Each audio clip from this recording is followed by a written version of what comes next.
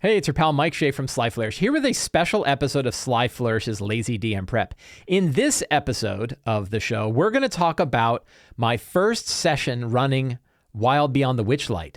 I talked a bit about how I was preparing for my session 0 for Wild Beyond the Witchlight. We had that session 0, and we had our first full session of Wild Beyond the Witchlight with the characters that we made. That was last night. So I thought it would be fun to do a show where we talk about what the session 0 was like and what the first session was like, and then talk about where I plan to go from here and what my general thoughts are.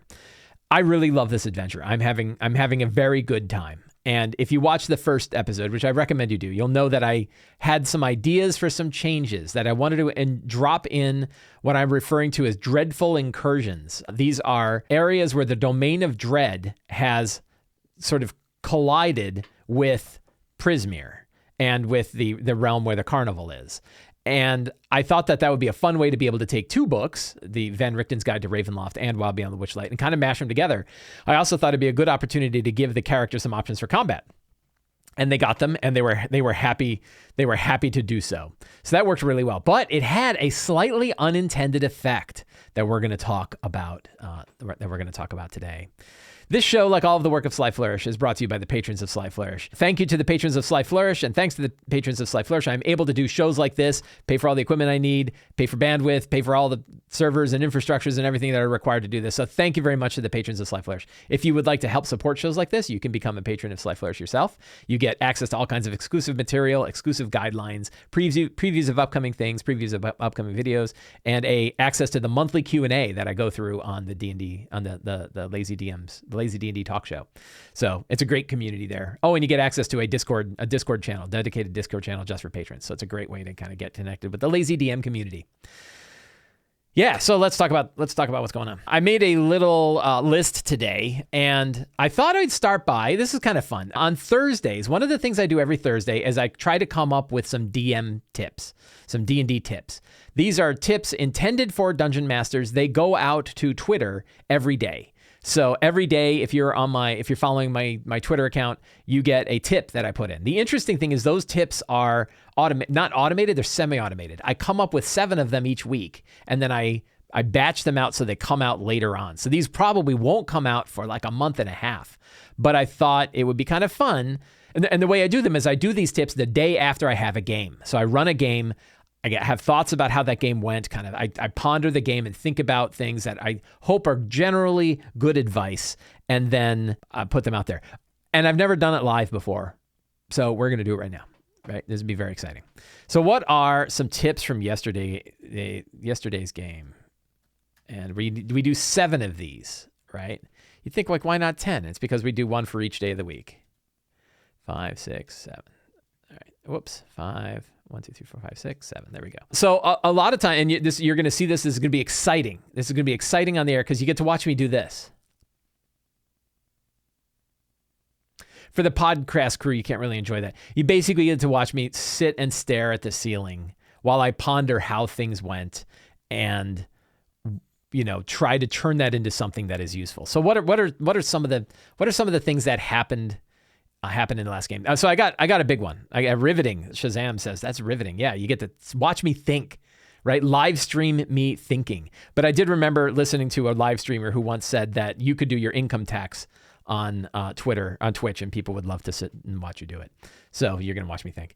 But I got a first one, which is to broadcast clearly. Or how about this? And you got to go through and think does that let the players know when it's safe and not safe to split the party, right? So this is a good example. In the carnival itself, most of the time it's okay to split the party, but there are probably times where you don't want to, and sometimes it might be a pain in the ass. So just tell them, right? I think that a lot of time, this is just a game, right? Don't worry about in character, out of character, in game, out of game. We're just playing a game, right? Remember that it's a game and do what you need to do to make that game run smoothly, right? Remember, so let's see if that's a tip. Remember, it's just a game. Do what you need to do in or out of character to keep the game running smoothly. Do what you need to do, comma, in or out of character to keep the game running smoothly. So one thing I often do is one tip will lead to the next. And that's an example where one tip leads to the next. The first one says, let the players know when it's safe and not safe to split the party. Right? The next one is saying, remember, it's just a game. Do what you need to do in or out of character to keep the game running smoothly. Those are actually kind of the same thing. One is actually a broader version of the second one. So that's Lubofin is here. Hey, welcome. Good to see you. Thank you for coming tonight. It's a weird night, Thursday night, right? Thursday night, 7 o'clock. I don't even know what time it is. All right. So what's something else that happened in the game that makes for a good tip? So this is kind of a big one. Consider carefully how you treat, I'm going to get this out and it's going to suck, right? How you treat the theme of the adventure, the scene, the adventure, and the campaign. Small broadcasts, small changes can have big effects. Consider carefully how you treat the theme of the scene, the adventure, and the campaign. Small changes can have big effects. Does that make sense? People know what I'm saying? That's a little vague. And what I'm trying to say is, like, if you're running a bloody horror, if you do a scene that's like a bloody horror-filled scene, that scene doesn't exist on its own, right? A scene isn't independent of the rest of the campaign. It affects the theme of the overall adventure that you're on right now, the session, the adventure, and can affect the campaign. You can't have one scene that has like a different feeling than everything else and it stands independently, right?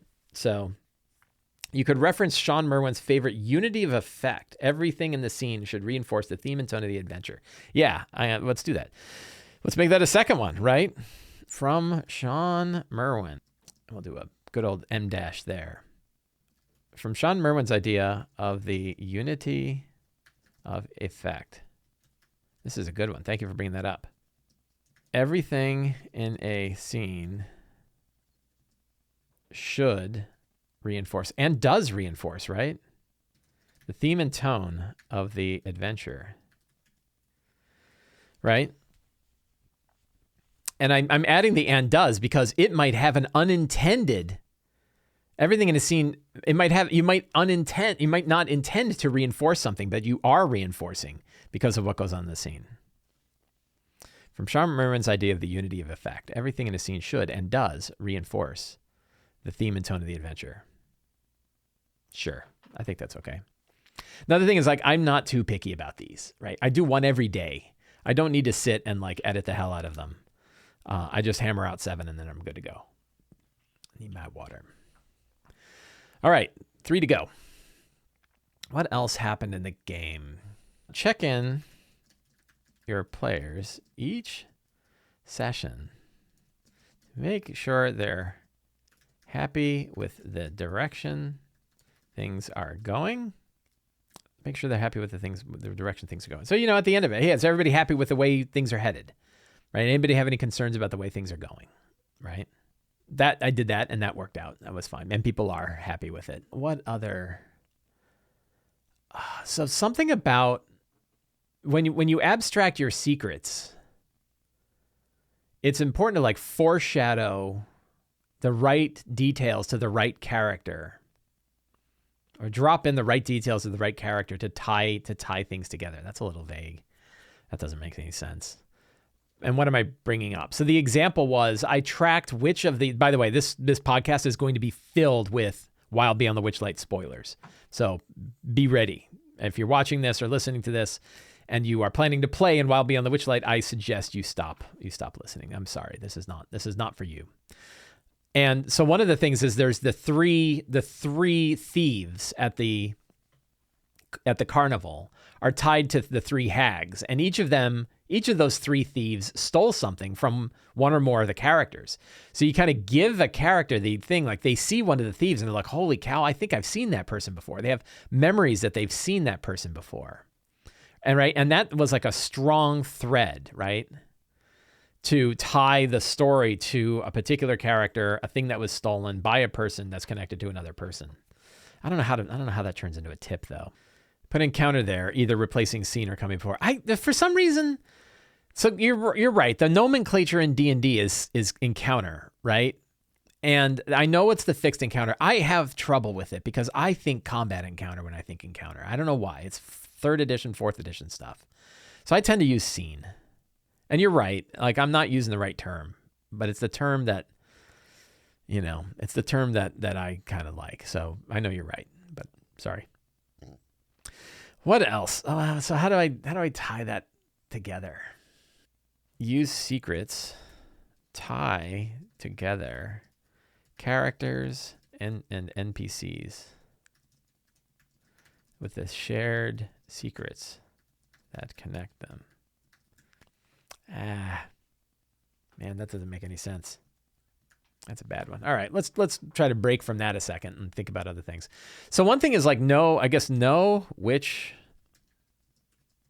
clues are vital and be ready to drop them in many different places, right? So this is the idea that like, you want to make it clear that there's another group operating inside of the carnival that Witch and Light don't want to reveal. They ignore them and they don't want them revealed, and that they work for them. Well, that's going to come up, and you know that there's different places that could come up, but you don't have to. You can let them come up wherever you want them to. You just want to make sure that that that's a vital thing. That's a vital thing, and that that you need to be ready to drop that in lots of different places. And I had it where I think I did it the way the book did, where the unicorns told them, but it could have been somebody else, right? It could have been anybody else. So I'm also going to go with like the lean in on sharing too many secrets instead of too few. Or maybe we'll tighten this up a bit and just say share too many secrets instead of too few, right? That's pretty good. I like that one. Yeah. All right.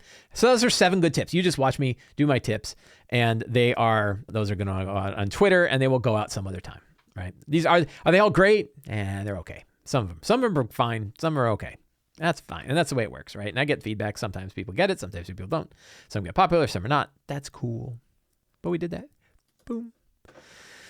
So let's talk about the theme. So I mentioned, I think I one of the things that was not very clear to me, when I began Witchlight was how important the theme was. And it took me by surprise during my session 0. When I ran the session 0 and we were building our characters together and we were building the connections and tying things together, and I started to describe the adventure itself, everybody fell into the theme. That the theme of whimsy, the theme of kind of humor and fun, everybody was kind of on board with that. And it just occurred to me like how different it felt than Frost Maiden, which we had just finished like the week previous, right? And how different the theme was between those two. And I was like, that is such, it was a big deal, right? And I think it's like the artwork and the situations and the scenes and everything like that, like it all reinforced this central theme of like whimsy, right? The theme of whimsy. And it shocked me, right? It shocked me how easily we fell into it and how strongly it worked. And I think it really worked. But then in my second session, which I ran yesterday, we ran our session 0 and then we ran our first session, and I dropped some things into the first session that were not full of whimsy, but were full of a little bit of dread, right? And it changed the theme of the whole session, and maybe the whole chapter, and maybe the whole adventure, by just dropping in these other things. And that took me by surprise too. And I shouldn't have been surprised by either of these, but I was. And it was really interesting how like the characters stopped trusting the whimsy of the carnival the minute they faced one of those dreadful incursions, right? The minute that happened and they saw something and they went, that's serious, right? That's serious stuff. And then they close and they're like, yeah, but we know it happened.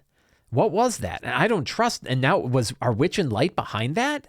What is this place we're in, right? And it got really sinister and it stayed sinister. And I felt like, yikes, was that a problem? One person, Ritzio says, does the effect on the theme make you reconsider the dreadful incursions? Maybe. I'm not sure. I'm not ready to let them go yet, right? And now I've done it, so I've done it. But I still like the idea.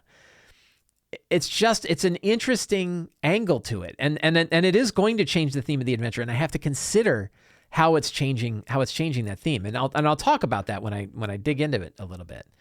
But it was really something that took me by surprise twice in 2 sessions, right? And it's because we're early on and we're just getting to know things. Something else that my wife kind of mentioned, which is like, we have a bunch of adult players and they play at 7 p.m. on a Wednesday night, 7 to 10. So they've all been working all day. And, they're bringing some cynicism to the game, right? And I had like this joke cynical box, right? But like some of the characters played by some of the players were moody. And these are players who are like into they know how to role play. They're good. They're great fun players, right? But they were like role playing their character as like, untrustworthy and kind of sinister. And like, it was funny because they had like just gone through some stuff. They just faced the incursion.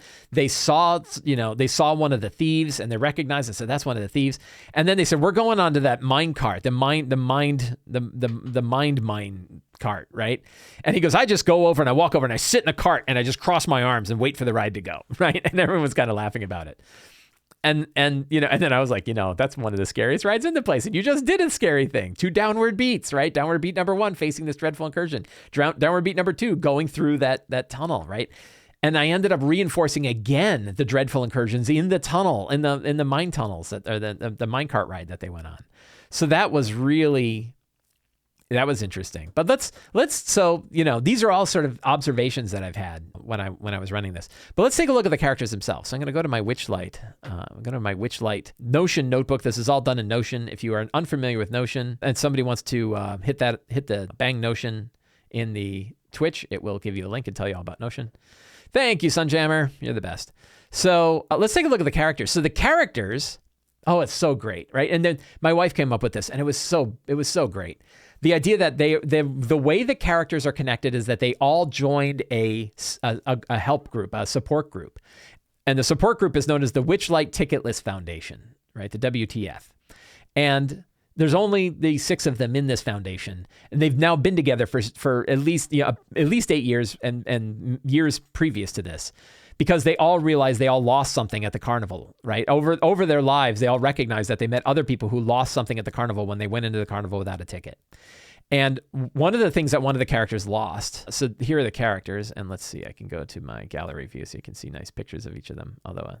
So we have Timothy Sprout. Timothy Sprout is the rabbit folk, a Harengon. He is I think he's a rogue. Is he a rogue? He is a ranger, right?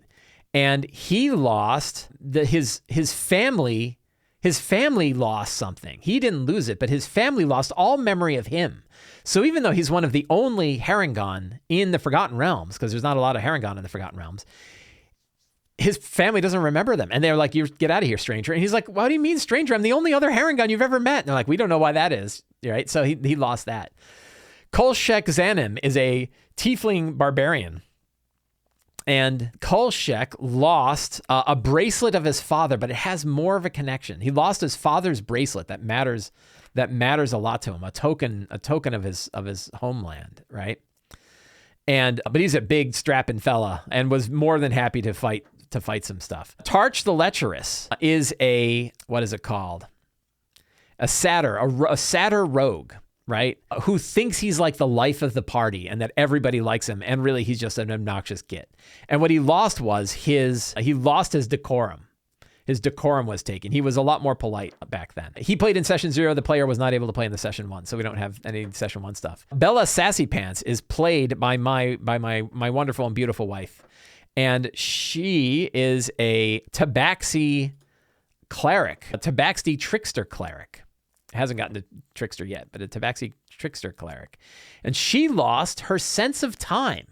Even when she uses tools, even when she has ways to try to track time, they always go bad and she loses track of time. So the WTF is a bit of a bureaucratical organization and everybody has different jobs. And somehow it ended up that Bella was responsible for gathering everybody together at the right place at the right time to go to the carnival. And everybody knew, like, don't you have terrible sense of time? Didn't you lose your sense of time there? Why? But it was like, well, that's do we have a vote? Yeah, we have a vote, And she was voted in for that because there were wasn't any other positions left or whatever. And they're like, well, I guess that is the way it works. And then they they got there and she said, okay, everybody go and make sure to meet this place. And they got there and they were a week late and the carnival had already come. So they missed it and they had to wait another 8 years for the carnival to come back a second time, at which point one of the other characters was in charge of making sure they were all there. And then she almost missed it again. She was late to show up for it. Hysterical, right? This was all during the session 0 and it was hysterical. Ori is a fairy wizard and she has lost her family and lost where her home is. She doesn't know where she's from. She knows she's from the Fae, but she doesn't remember it, right? She doesn't, and maybe the homeland itself has been lost. We're still figuring it out. And then last is the Tabaxi Intimidating Cake. Intimidating Cake lost his cousin, is disappeared, all right? So those are the 6 characters that are part of the Witchlight Ticketless Foundation. I created a different sort of character page that has the character data in here so I can look it up in either a table or a gallery. Here's the table. Right, you can look it all up. And then I also have some other, let's see, we don't need that because that already says that, right? We have some other things that I need to track. And Scipio, right? You put this together. I took all of your stuff that you had put together in here and I stuck it in my character page. So I have it all sitting on the character page.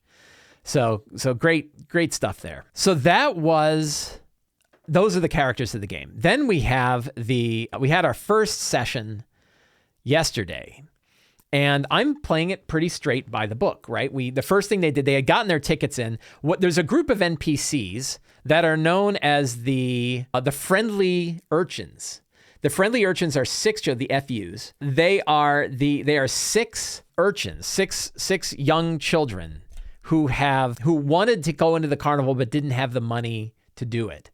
And the characters gave their tickets to the children so they could make their way in. And it happened in a bunch of different ways and a bunch of different things happened. And it ended up that we now have the ticketless Witchlight, the faithful urchins. We can just call them the faithful urchins now. And these faithful urchins include Wendy, Carrot, Root, Ear, Sniffles, and the Pimp. So fun stuff there. They all have reasons for these names. Wendy looks like Wendy from Wendy's. Carrot tried to stab the rogue with a carrot. Tried to stab the Herringon. Wanted to hand him a carrot. The Herringon was upset, slashed the carrot, and then later Carrot came up and tried to stab him with a carrot and shouted obscenities at him when he ran off. Root said when the satyr Tarch, when Tarch came up and said, "So how are your mothers about? You got any moms that I'd like to meet?" Right? And Root is like, "No, actually, I was pulled right out of the earth. I don't have any parents." And then the other says, "Oh yeah, my mom, she'd love to meet you," right? And he became known as the Pimp. So, and then Ear, in a scuffle over one of the tickets, had half of his ear bitten off by Wendy, so he became known as Ear. And Sniffles is just always sniffling and wiping his nose. So that's how we got to Wendy, Carrot, Root, Ear, Sniffles, and the Pimp. And they've been fun NPCs, these 6 children, to throw into the operation. Anywhere that they've had sort of children running around the carnival, I have re-skinned that with these 6 because the characters now have a relationship with these 6. And I'm hoping that relationship continues on even when they're done with the first chapter. So what else happened? So they got their gifts. That was interesting. The gifts didn't work out like I had hoped, right? One of the tricks, first of all, they have this whole thing of carnival events, and it's like the first thing that happens, it happens right away, where is it? Is this timed events? Well, welcome gift. It would be kind of nice if the welcome gift section that happens right away was in the beginning of the section instead of all the way at the end, because it's very likely you might be many steps into it only to realize, oh man, I should have had this gift section. But the gifts are kind of weird, right? The gifts are like, there's only like 4 different ones, right? And they're kind of strange. And I was like, why aren't they real gifts? So I replaced them. I still had this part of it. I sort of reskinned it, but I had each of them open up into a gift that was one of the trinkets from the trinket list. That's in the beginning of it here, right? They have this great Feywild trinkets list, 100 different trinkets. And that wouldn't it be neat if they each got a trinket, and that might have kind of a special ability with it that they could use. And that worked out a little bit better. It was like I was kind of doing it on the fly, so it was a little rough, but it sort of worked out. And then they started going and doing the rides. They headed to the east. Let's pull up a map.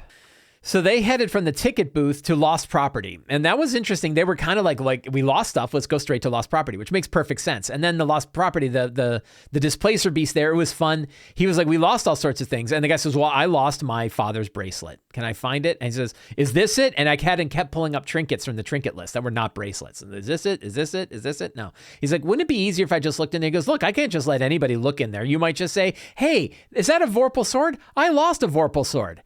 And one of the kids is like, I want the Vorpal sword. He's like, okay, here you go, kid. And hands him a Vorpal sword. And the kid goes running off into the fair with a Vorpal sword.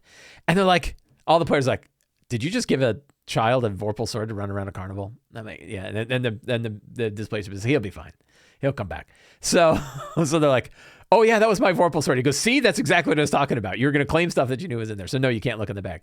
And then they started to realize, why he's hiding something. Why is he hiding something? So they kind of like, this guy's sinister. And then the kid comes running back, takes a swing at one of the other kids with the Vorpal sword. The displacer beast grabs him by the back, pulls the sword, drops the sword back in the thing, and sends the kid on his way.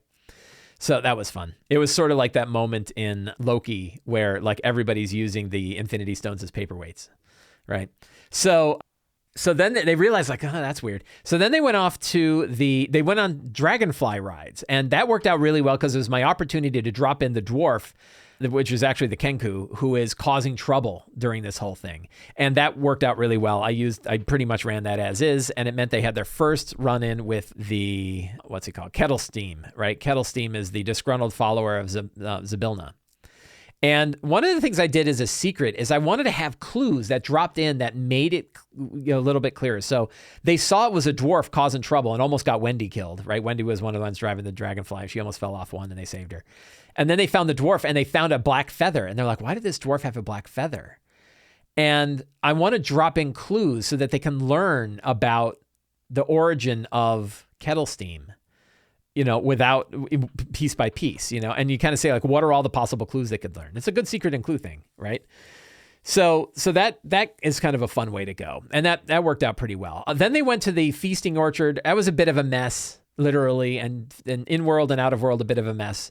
And I forgot they were custard cupcakes, and I just made them bowls of custard. And I said there was a 2 vomit limit. So like it's all you can eat, but you can only throw up twice. If you throw up twice, you're out. And so, that was a little gross, and I kind of probably hung on to that bit of nastiness for a little too long.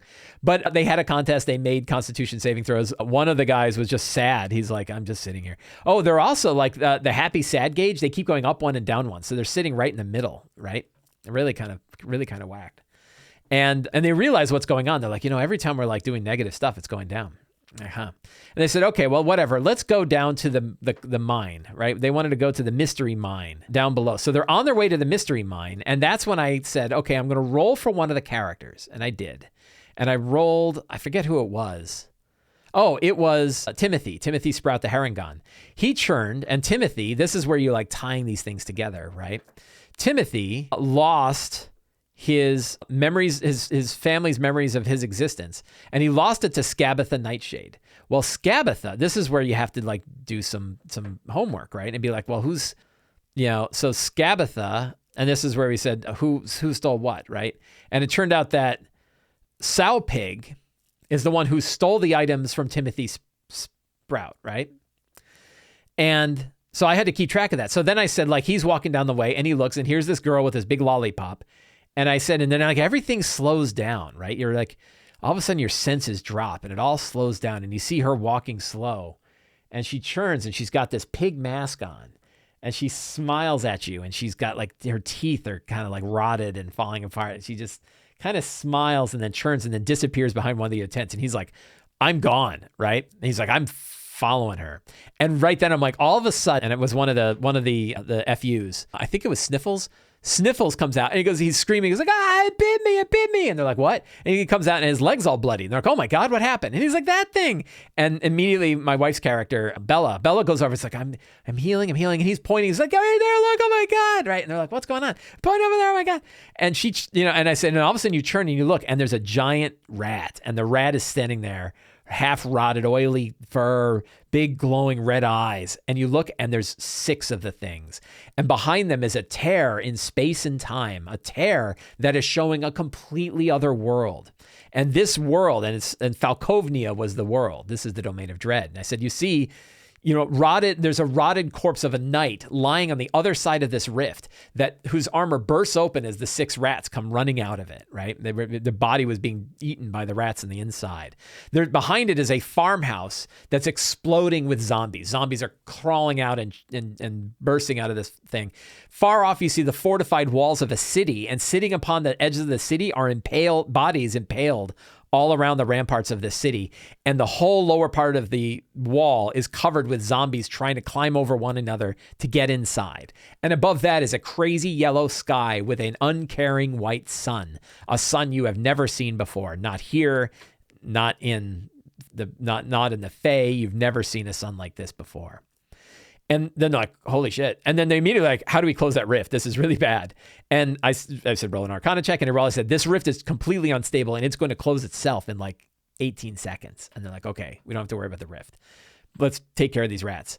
And they fought the giant rats and it was fun, right? They killed 6 giant rats. They cast color spray and managed to blind 3 of the 6 rats. And they hewed through one of them. The barbarian hit and one. And I did the rollover damage where he hit one because he only had like 2 left. And I said, you do 2 to the first one, you do 7 to the next. It kills both of them, right? And he's like, that's cool, right? We got to kill 2 rats in one shot. And not really dangerous. I don't think one person got bit, but it wasn't really bad. Right. But they killed the giant rats. And then they saw this. And then all of a sudden the rift, they hear this roar and they look and they see the zombie horde is coming towards them. And they're like, oh no. And like dozens to hundreds of zombies are pouring in to the rift. And then all of a sudden the rift slams shut and it severs the hand off of the knight who had fallen right at the rift. And I think Bella, my wife's character, tried to like throw the arm in. She tried to hit it with a stick and instead it snapped shut and it cut the end of her staff off, right? And she looks at the end of her staff. She's like, what the hell, right? And then they see the hand there and Timothy grabs the hand and he does and it's glowing. And he hears these words that say, for Falkovnia. And he realizes they're words of power. And if he speaks them with this gauntlet, it will summon a Knight of Falkovnia, a construct of a Knight of Falkovnia. And they're like, not a zombie, right? I'm like, nope, not a zombie, a construct.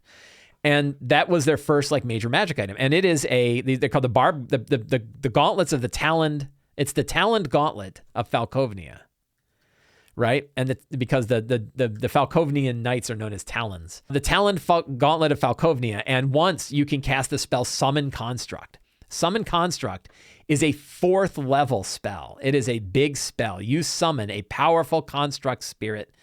It is, lots of hit points, does number of attacks equal to half the spell's level, does 2 attacks, powerful thing, right? But it can only do it once. And I had somebody ask, they said, hey, I saw you were going to drop that. Aren't you worried about it unbalancing the game? And I'm like, it will unbalance the game. Am I worried? No. It's going to unbalance one battle, right? And that's okay. It's fun. And it's like you're dropping first of all, it's not the most obnoxiously powerful 4th level spell. I don't even think it's as good as a fireball, right? But it's not bad. And I think it's a fun way to give them a powerful item right away. And it's tied into this whole dreadful incursion thing. So then the incursion slams shut. And they're like, well, that's good. And the tip of her staff got cut off. The tip of Bella's staff got cut off, right? And I think I want to do something with that. I have an idea. And we're going to talk about it tonight. And they're like, oh, what the hell was that? And they go in around to one of the Witchlight people, a bunch of like, they called like security, right? Like security. And it's like these 2 guys come up with their big butterfly wings. Like, what? And they're like, we just saw a bunch of giant rats come through a portal. And it's like, rats? We don't have any rats here. What are you talking about? And like Timothy got bit. And he's like, I think I fell and scratched myself. And they're like, you were bitten by a rat. You were the one who got it. He's like, I don't know what you're talking about. I don't remember anything. And everyone's like, we don't remember. And the character's like, no one else remembers this even happened. And they noticed that like the happiness gauge didn't change. What did it even happen? Like, we don't even know what that was, right?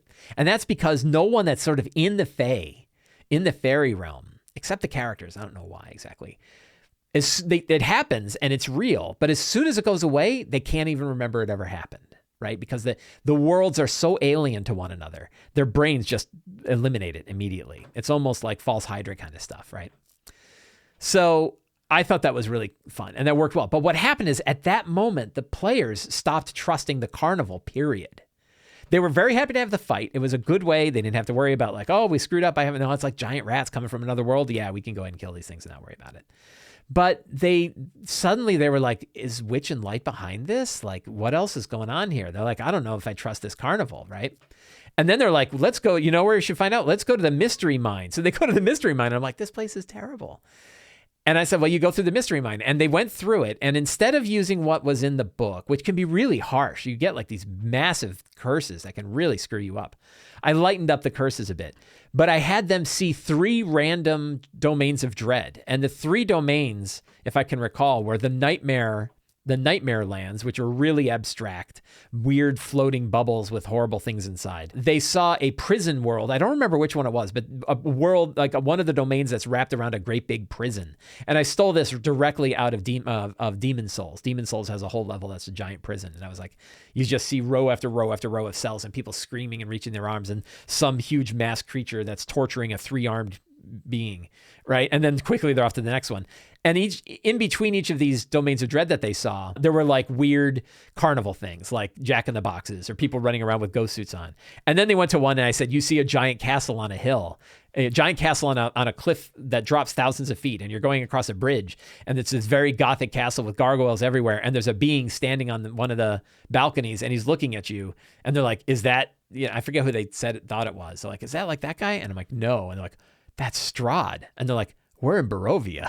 And it went into the other thing and like, what the hell was that? Right? And they came out. One character failed their save and took a level of exhaustion because I'm not a monster, right? They got 1 level of exhaustion by the fact that they saw these domains. So, I kind of like dumped the domains of dread on them really quickly, right? I already had another domain of dread where the guy got a coin from the other carnival, right? So there's like 5 domains of dread that I dropped in like 1 session, which is, I probably went a little heavy with it, but it was only one main one where they actually fought anything. The rest of it was all lore, right? So, and I have an idea about where I can go with that. I have a thing about like, well, how come if no one else can even see these, how will they ever learn what they are? But I think there is one person who can see them, and it might be cool, right? And that person is Elowick Tumblestrom. Elowick, right, is a bard and an actual planewalker, right? And I'm a little worried that so I have one player who's a magic player, and he will probably know who Elowick Tumblestrom is, and that might be cool for him. I have other ones who might not like the idea of a Magic the Gathering planewalker showing up in a D&D adventure like this. I don't know, and I think I'm going to do it anyway. But the neat thing is, I think she's got an advantage, which is she can say, look, I think you've seen it. I believe you, and I know what's happening because here's what's going on. Your patron, right? One of the characters is a follower of Zybilna, right? We don't know why, but for some reason, Zybilna, since her disappearance, means that these worlds are colliding, and there's many domains known as the domains of dread, and they are starting to smash into the domains of delight, right? And if Zybilna is not brought back, we don't know if we can stop this, and we think it's going to get worse. I don't know. The royal we, me and my frog. Right? So Scipio says, do you worry if you're a planeswalker, why aren't you fixing this? And she says, that's a good question. And the answer is, I am. And you're part of that fix. I can't just go do it. I have to go make sure these things don't collide as bad as they are. I.e., I'm doing other plane work that you can't do because you're not a planewalker, right? Something like that. I mean, that's one I'm coming off the top of my head. So that's a thought about how that might go. But it gives a character...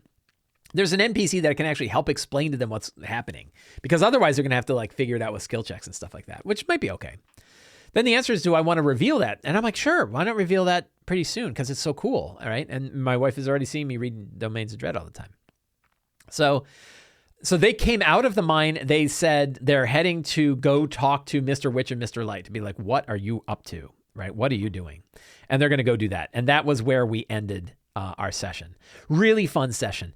That the whole shifting theme kind of bothers me a little bit, right? A little bit. I don't know how, I mean, because there's like dark stuff in here, so it's not bad. And it's not like Frostmaiden was, right? It's not super bad. So I'm not too worried about it. But it was a good time. And I'm loving the adventure. I'm into it, right? I'm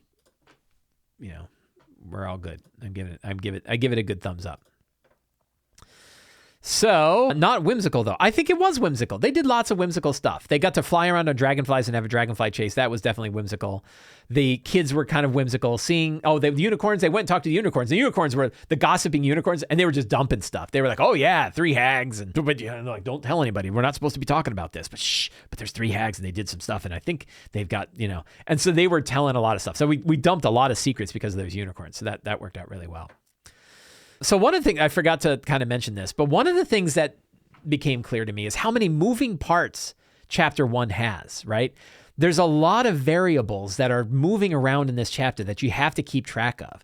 And then the example of the difficulty of that is the 3 thieves stole stuff from particular characters for particular hags. And I needed to go sit down and really figure out who stole what from whom and when might they show up and what happens if can they catch them? Or, you have to be real careful of that. And then you've got Kettle Bassam. Who are they? I should really open this in another tab. Did the whimsy outweigh the dark stuff? I don't know. I think it was probably 50-50. I'm making that up. I'll ask my wife what she thought. But I think it's, so that way I've got my little checklist and then I've got the actual thing here and we can close that. Good. Probably 50-50. But I'm okay. The question is, am I okay with it? And I think I'm okay with it because I don't mind having, I did drop the Domains of Dread in here for a purpose, right? I think it was a lot at once. I think the idea that they immediately faced one Domain of Dread and then went into the mystery mine and saw 3 more. That was a lot of I went heavy with that component at the end. But there's a lot of fun things going on. And I did try to reinforce, and this is one where I just, instead of making them roll checks, I just said it. I said, you're not sure that thing that happened with the domain has anything else to do with the carnival, right? Because they're like, is the carnival evil? I'm like, you don't feel it, right? People are having fun. People are having genuine fun. Mr. Light walking around with his wand, you don't get any impression. And when they talk to people, no, he cares about people. He's not doing it because there's some curse or he's got to do it. He cares about it, right? Scipio says, will you tend to do the incursion closer to the end of a session to keep the whimsy more? I don't know. I might not do another one in this. I might not do another one in this chapter. I probably won't do another one in this chapter. I'm not sure. So, but yeah, one of the things, so I talked about this, dreadful incursions and the changing of the theme. We talked about that. Lots of moving parts in chapter 1. Yeah, there's just a lot of things to keep track of. It's a big chapter with a lot going on. There's a lot of stuff to keep track of this. And of course it's got the campaign tracker, which I need to fill out because holy cow, I forgot. I almost swore. So that was neat. But then we have this thing. It's I love it because it just makes my mind go in weird places, right? And I was thinking what if the queen of Falkovnia learned that there was a rift? So one of the things I've been wanting to do is sure, there are these rifts that are opening up Domains of Dread, to this. What if one of the Dreadlords becomes aware of the fact that these rifts are opening and thinks this is my chance to escape? I've been trapped in this dreadful domain, and they're generally aware that they've been trapped there, right? And they don't know specifically, but they're trapped in these dreadful treadmills, right? And what if one of them is I can escape, right? I can break free. And my idea was what if the queen of Falkovnia, the one who's trapped, let's go pull up one of our Domains of Dread here. Right. And then someone else says, and then what if the powers try to stop them? Exactly. Right. That this is one of these sort of scaling, powers of 10, right? Your campaign goes in powers of 10. Was Falkovnia? That's with an F. I can spell. There it is. Kov, right? So this is the chapter on Falkovnia, which I really like. It's a really cool, lair, right? And the idea, what if Vladeska is the one to discover? And what my thought was a thing that I could do is, what if I wrote a little bit of flash fiction about Vladeska coming to the site of the farm and saying, you're saying you saw a hole in the world right here that was, you heard children laughing and green and colors that haven't been in this world forever. And you saw some people, and she said some rats got through, and there were some people on the other side fighting off the rats. And then the zombies were pouring in, but it's closed up before the zombies, right? and people were happy and like eating candy corn, eating what they were eating, like fried elephant ears. And like, yeah. And she's like, how can that be? Right. And she goes over, she's like looking at the place, and then she looks and she finds the tip of Bella's staff.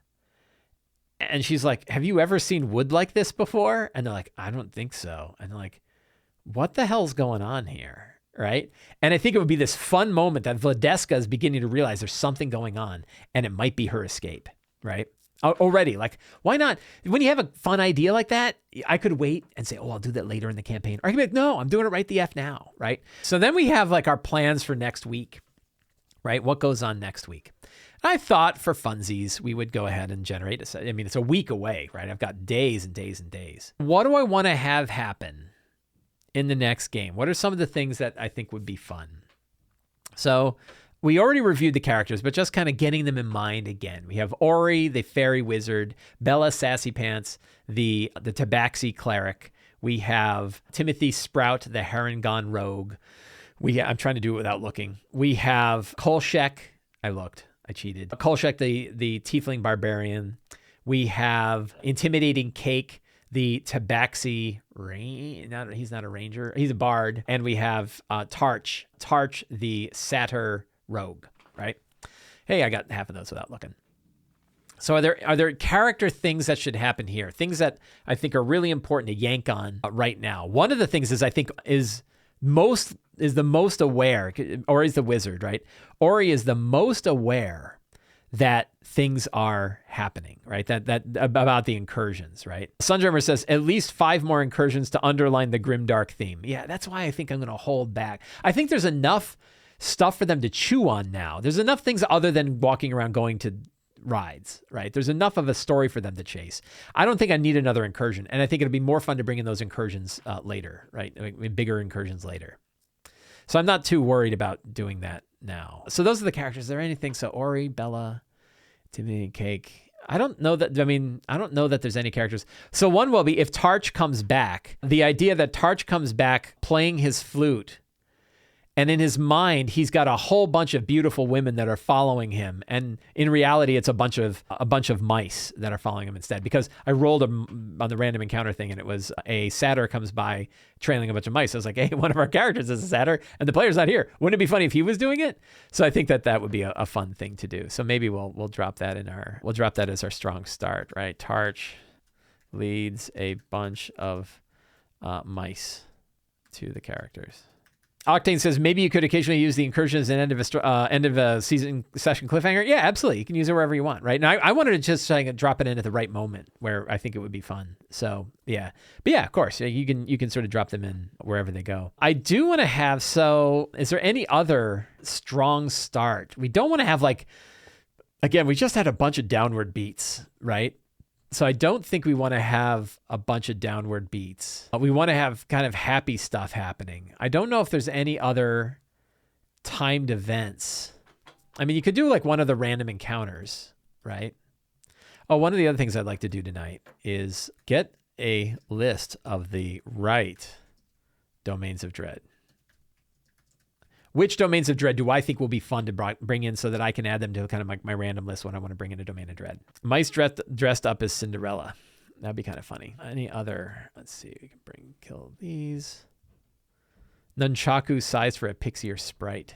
That's pretty funny. There are the random encounters of this place, and it might be fun to kind of and what I might do is take a look at those and steal one directly. Right? I think that's in the carnival overview. 2 girls in face paint, lion and a heart squabble over a painted wooden crown that their mother wanted to stall. Satyr with red and white striped horns. That was the one where procession of dancing rodents. Elf Stiltwalker tosses colorful, sugary treats down into children who pass by. Painted sign of an elf wearing a jester's hat springs to life. We hope you're having a delightful evening. Dragonfly swoops overhead and its rider spills a drink over a group of witchlight hands. It might be fun if a dragonfly swooped overhead and somebody dumped. Is that a downward beat, getting a drink dumped on you? Probably. With a puff of glitter, a man's head suddenly turns into the head of a braying donkey to the giggling delight of a group of mischievous pixies. A giant singing flower bursts from the ground and serenades passers-by. A lively jig springs up, led by a troop of gnomish clowns. Those are all right. I tell you, if somebody would make a great product, having 50 such scenes in your 50 such scenes would be a good time. I don't see is there a goblin one in here? I didn't see a goblin. I kind of like that a giant flower bursts and begins to sing a song. That's a little silly though. You want something that's kind of fun, right? Yeah, the PCs grow pixie wings. See, that's better, right? Christopher Scratch, you've got it, right? What if they all, like, somebody ran by and threw dust all over them and suddenly all of them turned into pixies, right? And they get to a short moment, like for 1 minute, they're all flying around as pixies. That would be that's a fun start, right? So someone, a dragonfly flies by. Why don't we combine a couple of these, right? And someone dumps a bowl of glitter on the characters, says sorry as they turn into pixies. Literal pixie dust, right? That's fun. So what are some of the scenes that we have? So we have the, Tarch comes back. We have pixie dust. The characters are going to make their way, right? So they have to meet Burley and Thaco, right? Then the characters meet Mr. Witch and Mr. Light. Then the potential heist, more rides. I think I'm going to hold back on any more incursions. And then the crowning, right? And then Mr. Witch and Mr. Light give the characters access to Prismeer, right? I also want them somewhere in here, maybe in the potential meeting, what's her name? Tumblestrum, right? Meeting Elowick Tumblestrum. I think those are the big things, right? There could be like chasing one of the thieves into the Hall of Illusions, right? Isn't that one of the things that can happen? So for those of you who have played Witchlight, what to you are the scenes that really have to happen, both in the sense of like you're missing out if this doesn't occur, and you really need this in order for the game to continue, right? I don't know that there's anything that I've read where I'm like, you really want this to happen. A lot of things have already happened, and I think that those have worked out well. So I'm very curious if there's any others. Secrets and clues, the things that they can discover in the next game. What are the things that they can discover? Prismeer and the domains of dread are colliding. These are opening up temporary rifts to these dark worlds, and it's getting worse.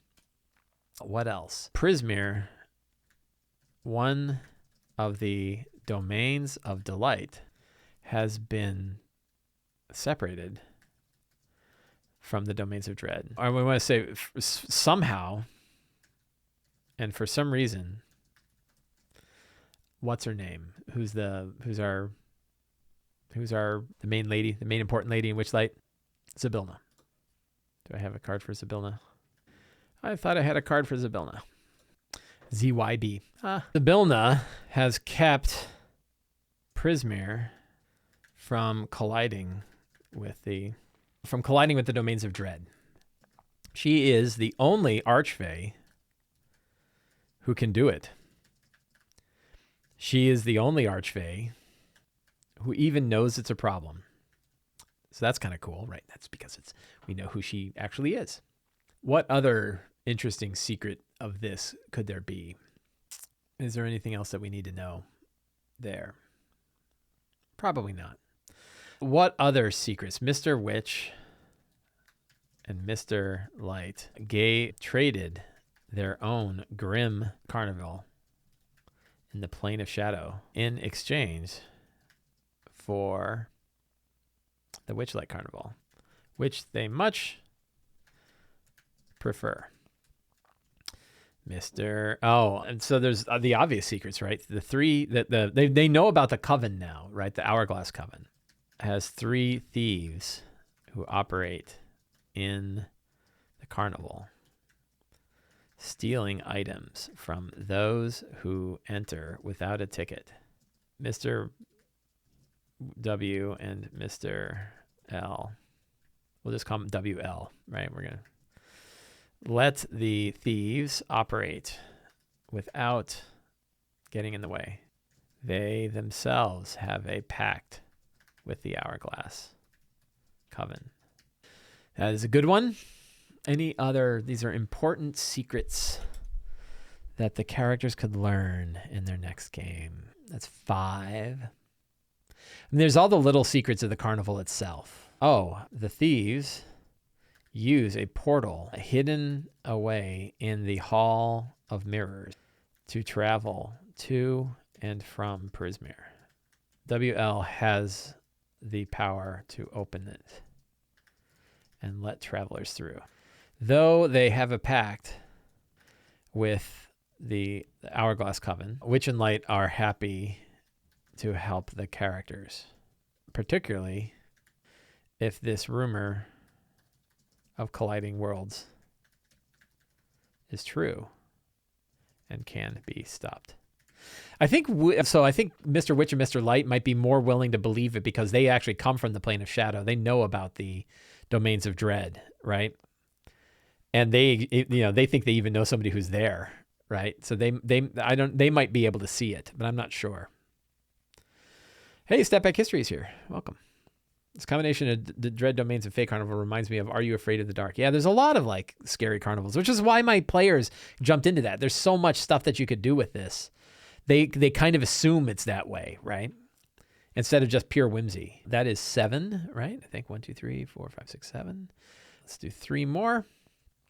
And we have our secrets. Other secrets that they could pick up they could learn about the 3 origins of the 3 hags, or locations of the 3 hags, right? So what are those? Let's take a look, right? Because that's 3 secrets right there, and those are big ones, and they're important. So we're the Hourglass Coven, right? Bavlorna, where does Bavlorna operate? Bavlorna where's her location? Bavlorna is the Hag of Hither, right? And she operates. So let's see. Here we go. And what is it? It's a settlement of bullywugs, right? So Bavlorna, Brightstar, operates out of Hither and resides in a kingdom of bullywugs known as Downfall. Is that too early to drop that secret in?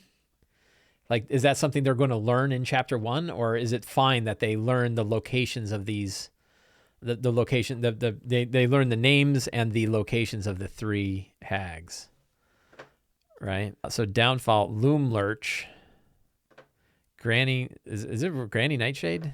Is that what she's known as? Scabatha Nightshade resides in Thither and in a twisted workshop. In a twisted workshop carved out of the interior gigantic oak tree known as not Falkovnia. And then finally, the final hag resides in Yon, in a mountain, at a mountaintop.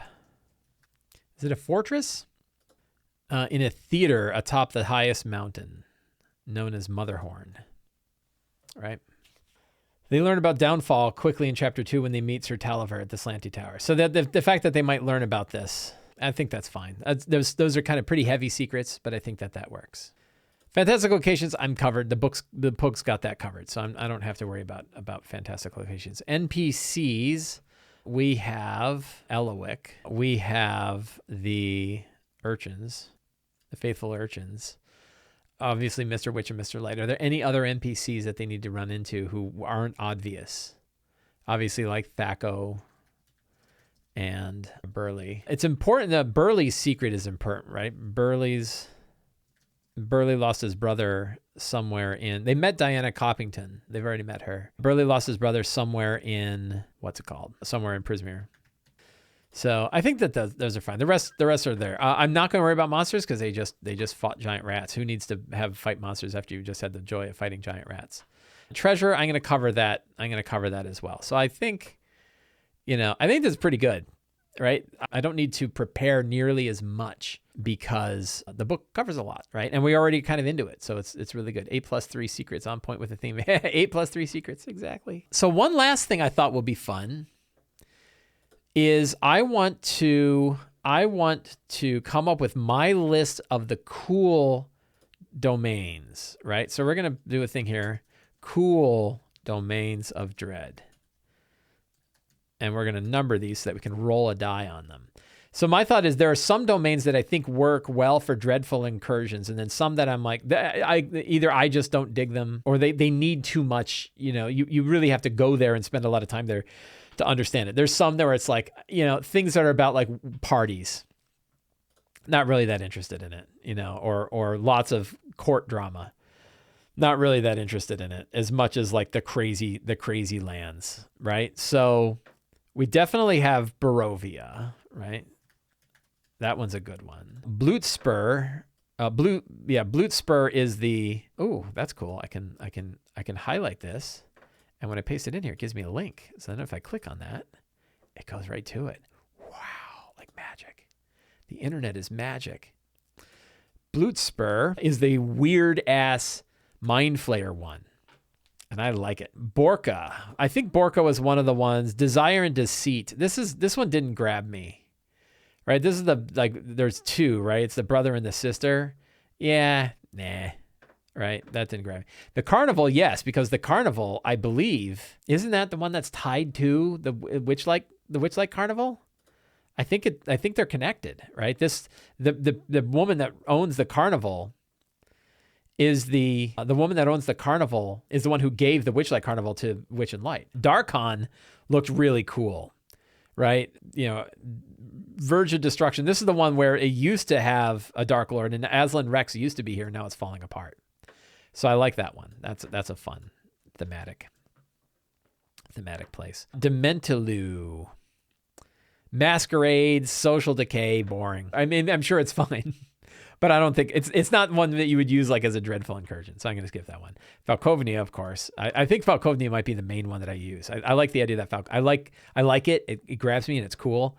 It's different and unknown and sort of alien, but also familiar. And I think that will be a cool one to drop into. That might be the main one, right? Harkalir. Oh yeah, this was sort of Egyptian-y, old tombs and mummy lords. Sure, love it. Grab that one, drop that one in. Haslan. Domain doomed by magic. I believe there's an archmage, right, that rules over this one. This dude, Haslik. Yeah, so we like that one. So we're going to do Haslan. Ikath. Ikath, I think, is the sort of Chinese one. It's a little, I don't know. I don't know. I don't know that I'm going to throw that one in there. Kalikuri. Domain of Revenge and Betrayal. Nah. Too normal. I don't want one that appears. There's a couple where like, it appears like a normal place. Like, I don't want one that appears like a normal place. I want crazy ones. Domain of Tarnished Dreams. Yeah. When it says like has no unifying government. Well, boring. Who cares? Settlements pride themselves in performative traditions. That sounds like a nice place. Lemordia. Domain of Snow and Stitched Flesh. I think that could be okay. Right, I think we could do. The funny thing about Lemordia is Lemordia sounds like the place in Blades in the Dark. You almost have like the world from Blades in the Dark in there. Mordant, Domain of the Haunted mansions. It's a little too close to Barovia, I think. So I don't think it quite that grabs me. Richard Mulat. If I'm making mistakes, by the way, and you think like, those are really cool. Disease, Isolation, and Were-Rats. That's kind of cool. Like, what imagine a whole place where like the whole thing is were-rats, right? And they have like their own statues of were-rats and were-rat gods and stuff. Sure, I'm in on that. Tempest, Nature's Cruel Secrets, Fey Bargains.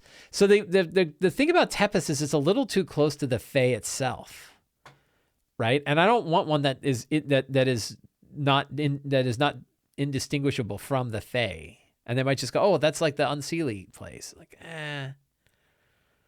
is that really a different? I don't know. So I don't think I'm digging Tempest. Valachan, Domain of the Hunter, Gothic horror. Yeah, and like the funny thing is, like I just said that like Tempest doesn't work, but Valachan does. I think it might though. I'm gonna throw Valachan in there. The idea of a land of hunted. Sire 1313, the Morning Railroad. That would be pretty cool because the characters have actually been to the Mournland. So seeing that would be pretty cool. Forlorn, that's the place where the vampire kind of boring. Or not boring, but I don't know. I've already got Barovia. Hedonist, popular among curious, craving immortality. A lot of these domains are about people, and I need stuff that has a very distinctive place. That one doesn't do it. Gehenna, that's funny. Violent Storm, Rocky Land from Nvidia, like the video card. That's about people. Keening, no, Chlor. Chlor is awesome. I dig Chlor. Chlor is the end of the world, the end of the universe, right? It's like, by the way, this is the first time that copy and pasting links actually worked well for me. But yeah, check out Chlor, right? Chlor is the end of worlds. Shattered islands drift through a misty netherworld caught in swirling spiral that ends in an inignorable burning eye called Chlor. 13 stars orbit the sun-like sphere. That, now we're talking, right? That's fantasy. That's big stuff. Holy cow. I love it, right? So, Chlor. Go with Chlor. Markovia. Is this the island of Dr. Moreau? Yeah, not really. The Nightmare Lands, that works. We already used that one. And I think I'm going to throw Nightmare Lands in there. I hope to get to at least 20. If there's 20, I'm good. Because I'm kind of hosed otherwise. Naranjan. Island Chain. Need one with cult. I think all these could have cults. I don't see anything there that's real. That's real identifiable. Yeah, it's another place. That's mostly people, not places. Odair, the lair of evil toys. Again, like you'd think that would be great, but it's so close to like the kind of thing you'd find in the Fae anyway. I don't know. The Rider's Bridge, Headless Rider. Again, it's sort of like the land itself is kind of normal. Big music hall, nah. Scania, play the Sea of Sorrows is badass, right? I like the Sea of Sorrows a lot. It actually has sort of a bigger listing. If you go to the Sea of Sorrows, it's got a longer listing. The Shadowlands, still kind of too close to. There's no kind of identifiable place. The prisons, the swamp prison. This one they saw. Surgerain, right? I like that one. I don't think I can get into 20. Staunton Bluffs. Faceless mercenary regimes, countryside of Staunton Bluffs, burning villages and killing helpless residents. Yeah, this one's a little close to, but I think it's okay. I think it's enough. It's different enough. I hope all 4 of these are good, because if the remaining ones are good, then I'm going to be missing one. Tovag by Cass. This is kind of cool. But what does this place look like, right? I like this story because it's Kos versus Vecna. But there's nothing that describes the place very much, right? Manufacture bizarre war machines. I mean, maybe, I guess. There's just so little text that actually describes the place. The Vage Agency. A detective agency. Cysteria. That one doesn't grab me either. So that's kind of a problem. I have 17 and I need 20. I need 3 more, or I could just, whatever. I can do a random one with just 17. That's fine. But I think that these places, they don't need to be all bolded. I think that that's a pretty cool list of the places that I would want to see. So I one thing I could do is, do I want to knock these 17 down to 12? Which are the best 12, right? Yeah, Sunjammer brings up the same thing. So let's carve this down to 12, and then I think we're going to call the show a day. I think we've done some good work here tonight. So Barovia, sure, because it's got, I like Barovia because it's recognizable.